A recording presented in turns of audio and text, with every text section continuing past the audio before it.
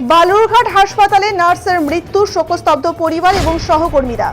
বালুরঘাট হাসপাতালে নার্সের মৃত্যু, শোকস্তব্ধ পরিবার এবং সহকর্মীরা। মৃত নার্সের নাম ছন্দা বর্মন, বয়স 26। তার বাড়ি দক্ষিণ দিনাজপুর জেলার বালুরঘাট ব্লকের চিঙ্গিসপুর গ্রাম পঞ্চায়েতের আলিপুর গ্রামে। জানা গেছে, ছন্দা বর্মন নামের ওই সেবিকা 1 বছর ধরে বালুরঘাট হাসপাতালে মেডিসিন বিভাগে কর্মরত ছিলেন। মৃত নার্সের মামা দীপক বর্মন জানিয়েছে, শনিবার জ্বর উপসর্গ নিয়ে হাসপাতালে ভর্তি হন ছন্দা বর্মন। ওনার বক্তব্য, ছন্দা বর্মনের রক্তের প্লেট কম ছিল। শারীরিক অবস্থার অবনতি হলে হাসপাতাল কর্তৃপক্ষ ছন্দা বর্মনকে সিসিইউ বিভাগে স্থানান্তরিত করেন। রবিবার মারা যান ছন্দা বর্মন। ছন্দা বর্মনের জ্যাঠামশাই সন্তোষ বর্মন জানিয়েছেন, বাবা মারা যাওয়ার পর মা এবং ভাইয়ের সংসার চালানোর সমস্ত দায়িত্ব ছিল ছন্দার উপরে। তিনি পরিবারের একজন চাকুরে দেওয়ার আবেদন জানান সরকারের উদ্দেশ্যে সংবাদ মাধ্যমের মাধ্যমে।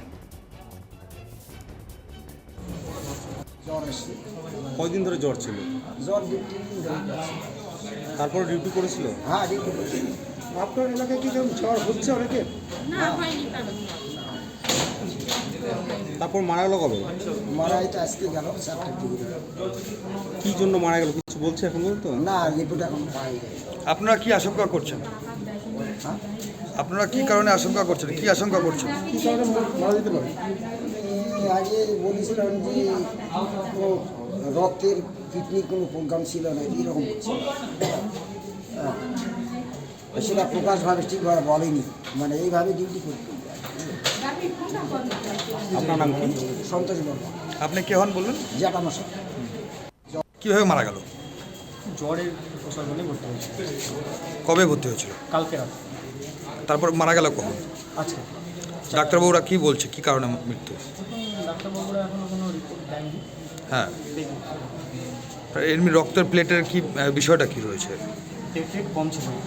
আচ্ছা, কোন ডাক্তারের অধীনে ছিল? ওরা বলছিল যে জ্বর হওয়ার পর কীরকম যে ট্রিটমেন্ট হয়েছে সে সম্পর্কে আমরা জানি না, কিন্তু ওকে যখন ওই ঘর থেকে আর এক ঘরে নিয়ে আসে তখন হচ্ছে ওর যে অক্সিজেন দেওয়া হয়েছিল সেটা খুলে রাখছিল না। তারপর আমি স্যার যখন হচ্ছে বের হয়ে যায়, স্যারের সঙ্গে দৌড়ে গিয়ে দেখা করলাম যে স্যার কেমন কি সে রেফার করে দেন, আমরা বাইরে নিয়ে যাবো। স্যার বলছে তখন যে ওর তো অক্সিজেনই টানতে পারছে না, ওর যে নার্সটা খুবই দুর্বল, দেখেন কী